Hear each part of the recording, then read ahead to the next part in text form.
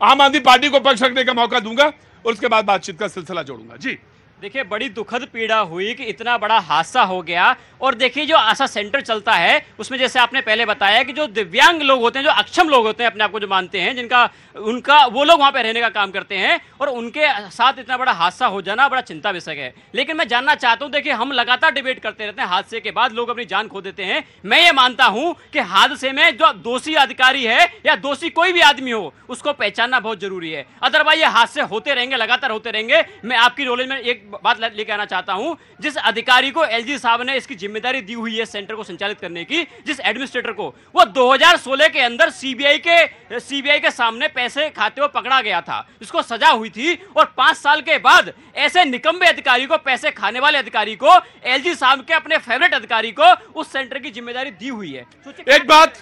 एक बात बताना मैं भूल गया जो बहुत महत्वपूर्ण है, उसके लिए माफी चाहता हूं। और वो ये माफी थी कि मैं ये बात भूल गया था कि इस पर भी दोषारोपण होगा, दोषारोपण जरूर होगा। और दोषारोपण ये होगा कि मेरी गलती नहीं है, ये गलती एलजी की साहब की है।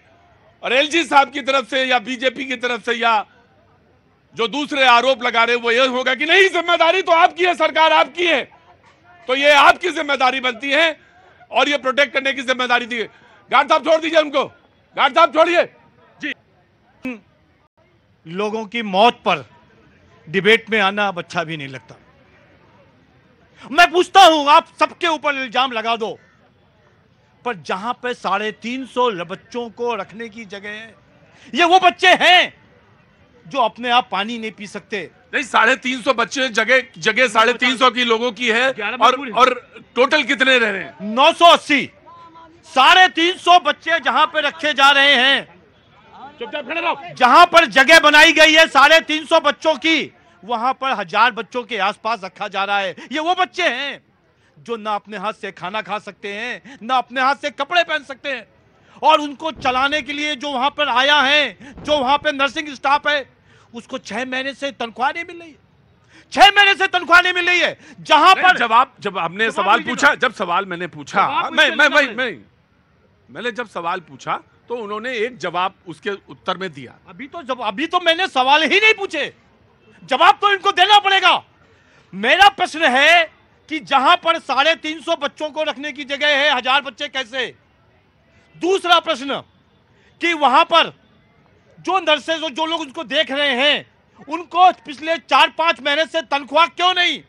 तीसरा, वहां जल बोर्ड का पानी क्यों नहीं? टैंकर से पानी आता है। चौथा, वहां पर एम्बुलेंस होना जरूरी है एसओपी के अनुसार, पर एम्बुलेंस 6 साल से नहीं है। अंबेडकर से एम्बुलेंस आप 350 लोगों की कल्पना करिए जिनके लिए जगह है और 1000 लोग रह रहे हैं। ऐसी उमस, ऐसे गर्मी और ऐसी विषम परिस्थितियों में 1000 लोग उन कमरों के अंदर रिहाइश कर रहे हैं। ये इसकी कल्पना कीजिएगा। सिर्फ मैं आता हूं आपके पास। जी बिल्कुल ऑफ कोर्स मैं जवाब आपसे लूंगा। जी, स्वागत है आपका। जी, बहुत बहुत स्वागत। वर्ल्ड क्लास दिल्ली में। जी, बहुत बहुत शुक्रिया। जीवन की आशा खोते हुए आशा किरण का जो आज हादसा सामने आया है, प्रतीक जी, 20 दिनों में 14 डेथ्स, 65% की रेशियो है। मेडिकली चैलेंज, मेंटली चैलेंज बच्चे घसीट के टॉयलेट जाते हैं, बेड सोर्स हो गए हैं, टॉयलेट बेड के ऊपर करने के लिए मजबूर हो गए हैं। उनका खाना फंगस से भरा हुआ है, उनका पानी फंगस से भरा हुआ है, दूषित पानी पी रहे हैं, डिहाइड्रेशन, डायरिया से मर रहे हैं, और ये कह रहे हैं कि एलजी साहब जिम्मेवार हैं। मैं तो बोलती हूं कि एलजी साहब जिम्मेवार हैं कि केजरीवाल जी का बर्खास्त नहीं कर रहे हैं। आज एलजी साहब जिम्मेवार हैं कि आप लोगों को मीटिंग करने के लिए टाइम नहीं है, आप लोगों को सेवाएं देने के लिए टाइम नहीं। अभी तो ठंडा ही नहीं हुआ था राजेंद्र नगर में बच्चों का हत्या, उसके बाद ये सिलसिला सामने आया है। आप कागज दिखाते रह जाएंगे, जिम्मेवारी कब लेंगे ये बताइए। Right one by one. बात ये सिर्फ दोषारोपण की नहीं है। बिल्कुल नहीं है। जी, देखिए, हाथरस से लेके दिल्ली तक लाशों की राजनीति करने वाले लोगों से पूछना चाहता हूं मैं कि इस अधिकारी जो एलजी साहब का प्रिय अधिकारी है, जिसकी जिम्मेदारी थी, मैं सारे बात मानता हूं। Let me complete. आपने कहा उस एक अधिकारी को क्यों नहीं हटाया, उसके ऊपर जिम्मेदारी थी। मैं आपसे पूछता हूं, 6 महीने में 24 लोगों की मौत हो जाती है, 20 दिनों के अंदर 14 लोग मर जाते हैं, एक अधिकारी जिम्मेदार है तो हैंग हिम।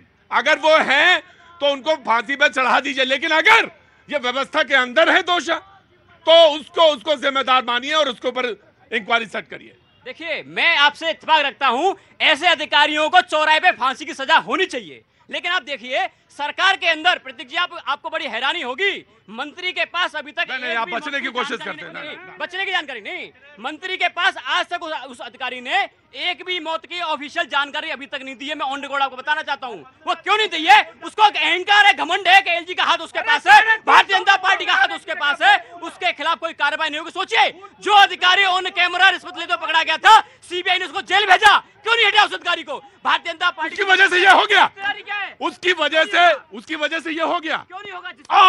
इन्होंने पूछा, नहीं, मैं आपसे पूछ रहा हूं, कितने लोगों को रहने की रिहाइश थी वहां पे? वहाँ पे 980 लोग हैं, 350 लोगों की जगह। हाजी, अधिकारी को बचाते क्यों?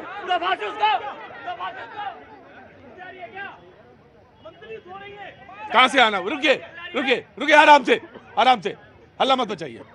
कहां से आना हुआ साहब? सर यूपी कानपुर से। यूपी कानपुर से। क्या नाम हो गया? जितेंद्र। कैसे आना हुआ? बाई ट्रेन, यहाँ पे जॉब करते हैं हम लोग। जॉब करते हैं। बहुत बहुत स्वागत है आपका शो में। कुछ कहना चाहते हैं?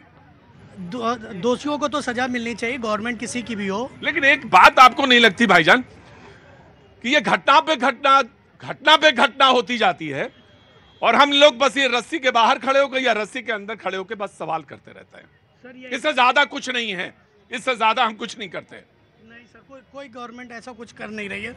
पब्लिक सेक्टर के लिए तो बिल्कुल कुछ नहीं हो। पब्लिक सेक्टर के अंदर को जी बिल्कुल आगे। क्या नाम तुम्हारा? अभिषेक। कहां से आना? आ गया। कहां से आना हुआ? गया बिहार से। गया बिहार से। जी, क्या सवाल? सवाल ये कि सर, दिल्ली में जो भी हो रहे हैं, ये जो दुर्घटनाएं घट रही है, इसके ऊपर सरकार को ध्यान देनी चाहिए। बस ये नहीं, सरकार का तो ध्यान, सरकार का ये बहुत ध्यान दे रहे हैं। सरकार की तरफ से कोई कमी नहीं है। आप जिंदा खड़े हैं, क्या कमी है? मैं जिंदा हूं, मेरे अगर समय आता तो मैं भी यहाँ से जाऊंगा। नहीं, सरकार कह रही है हमने पूरा ध्यान रखा है आपका, इसी वजह से तो आप सांस ले पा रहे हैं, वरना तो सांस ही नहीं ले पाते आप। वो तो सारी जनता जान रही है कि सांसें कैसे ली रही है यहाँ पे। वो तो सारी जनता जानती है कि सांस कैसे ली जा रही।